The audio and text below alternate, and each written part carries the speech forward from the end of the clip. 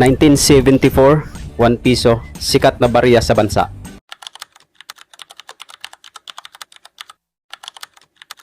Sikat ang baryang ito mga ka-CCTV dahil ito ay pinag-uusapan sa social media at kahit sa mainstream media mga ka-CCTV ay ibinalita ang tungkol dito sa piso na to. Bakit nga ba pinagkakainteresan ang piso na to? Sabi ng iba, napakataas daw ng presyo, maabot daw hanggang ang sabi nila. So ngayon malalaman natin kung nasa magkano nga ba talaga ang halaga o value ng piso na to.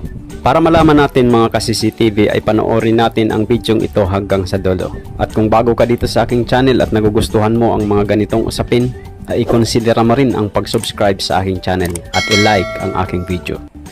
Guys, kung magbabase lang tayo sa ating mga naririnig at sa mga sinasabi ng ibang tao, ay mapapawaw na lang tayo dahil sa sinasabi ng iba na yun nga, ang taas nga ng value ng baryang ito. Pero mga ka-CCTV ay hindi po natin dapat gawing basihan kung ano ang sinasabi lang ng ibang tao. Maghanap din tayo ng mga source na mayroong mga basihan at mayroong makatotohanang datos para makasupport sa kung ano ang ating pinaniniwalaan. Guys, kung mayroon kayong hawak na barya na ganito sa ngayon at gusto nyong malaman kung nasa magkano, ay kailangan mag-research din tayo. Mag-research kayo, gamitin nyo ang internet para malaman nyo kung nasa magkano na nga ba ang presyohan ng baryang ito. Itong nandito sa record na ipapakita natin ay 1972 at 1974. So ayan mga ka-CCTV, tingnan nyo, suriin nyo at kung ano ba talaga ang totoo na presyo sa numista.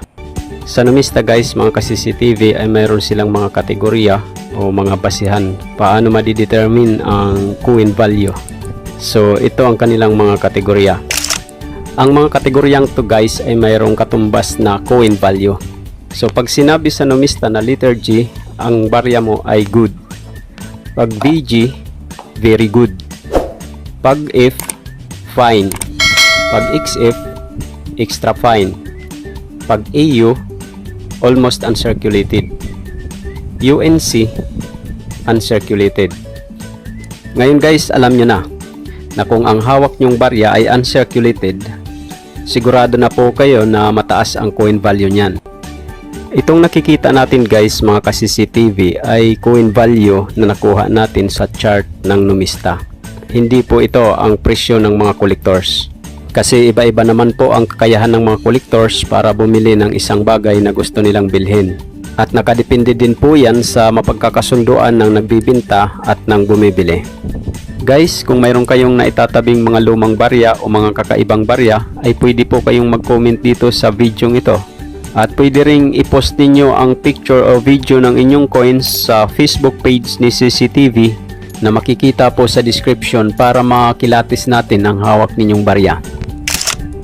Guys, kung bago lang kayo dito sa aking channel at hindi pa kayo nakasubscribe, ay mag-subscribe na po kayo at i-click ang notification bell para updated kayo sa mga susunod nating uploads. At laging tatandaan, ang barya ay mahalaga at dito sa CCTV, ito ang bida.